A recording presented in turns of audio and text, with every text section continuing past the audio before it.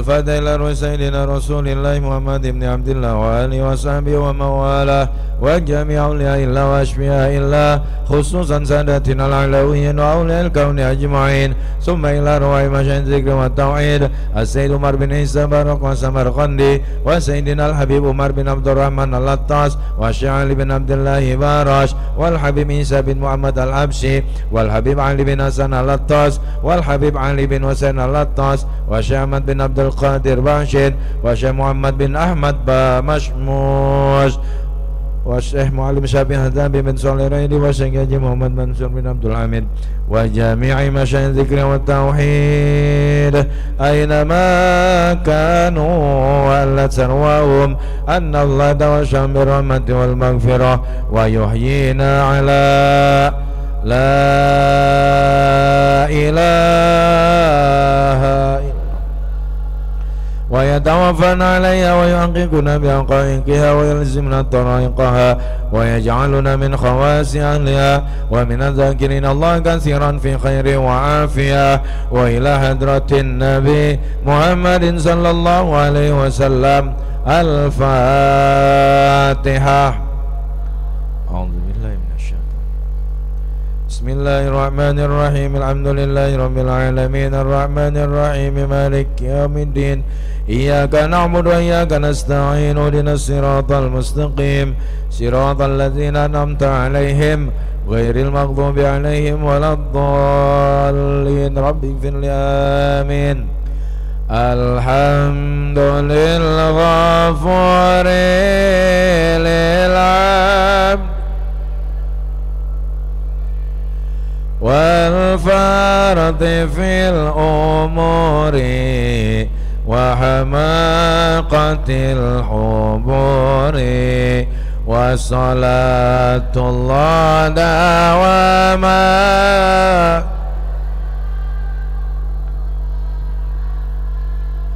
على ما يجيء إماما ولأنبياء ختاما وعلى الآل الكرام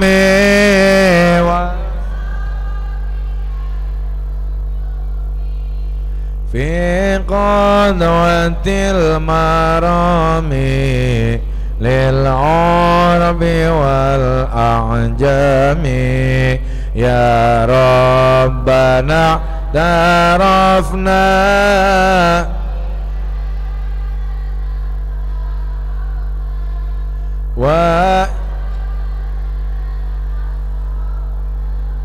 وعلى لظى أشرفنا فتوب علينا توبة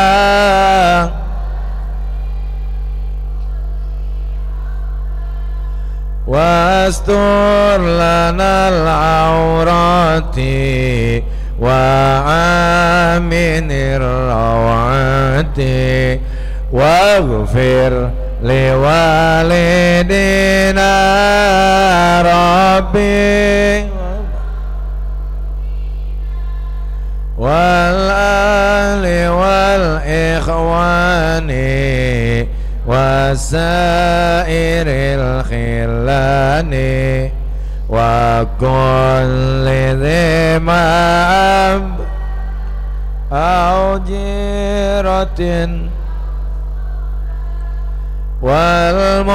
والمسلمين أجمع آمين ربي يسمع فضلا وجودا منا لا باكتساب منا بالمصطفى رسولي نحظى بكل سولي صلى وسلم ربي